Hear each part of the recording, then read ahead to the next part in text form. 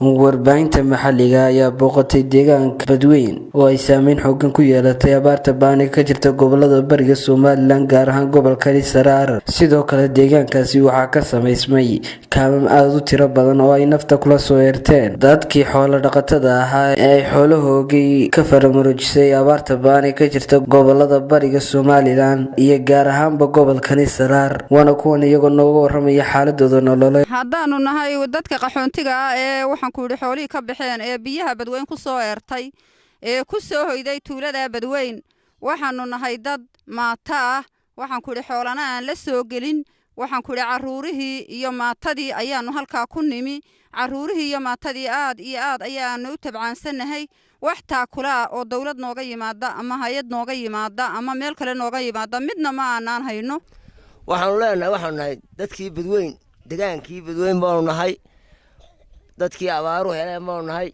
dadkii xoolo ka baxeen baanu nahay waan cayroon xoolii waxba nooma hadhin ee fafaadhiya noo hadho midad heer 5 hadho heer 6 hadho heer 10 hadho iyo heer 20 hadho intaas noo hadhay maamulka la yiraahdo meesha la yiraahdo Caynaba cid kama hayno haday gud abaare tahay haday dawlad tahay haday tahay madaxweyne tahay midna kama hayno برساب يدولتون وحبا كما هينو.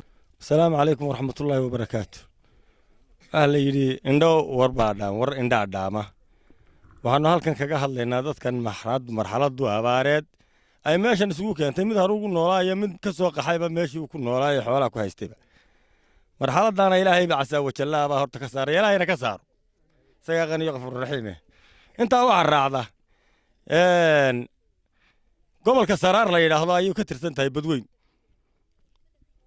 Saraar ayay ka tirsan tahay awaya dadka Badweyn ku nool ee adduunka ka dhamaaday ee dadkiisii dhintay waa yeelkii aruurta aanu lahaa waa dhintay ana waa ku daba jiraa gaajo iyo haraad iyo dayac waxa laale wax noo dhiman ma jirto deegaanka Badweyn ee ku soo xirooday maxay heetoy waqtigan dhacay xoolii ka baxeen ayaanu nahay waxa weeye waxa laaliyo waxaan nahay nooga yimi hay'adaha iyo madaxweynaha iyo maxay toy gobolaha ma jiraan waa Cabdiraxmaan Faysal Family Television ka caalamiga Bulsha TV magaalada Caynaba xarunta gobolka Saraar.